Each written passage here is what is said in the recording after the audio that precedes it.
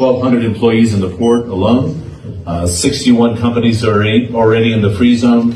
It's my understanding there's 66 more companies in the pipeline and another 8 having discussions. What's been that experience for DP World in your view of making that early bet on Somaliland?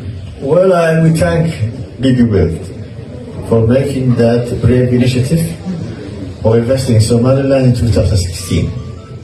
And also we thank to the British investment company who also now took part of the shares of the DP World. This proves that Somaliland is a reliable, peaceful, somebody who you can make business with. So DP World is a good example for all international companies and investors.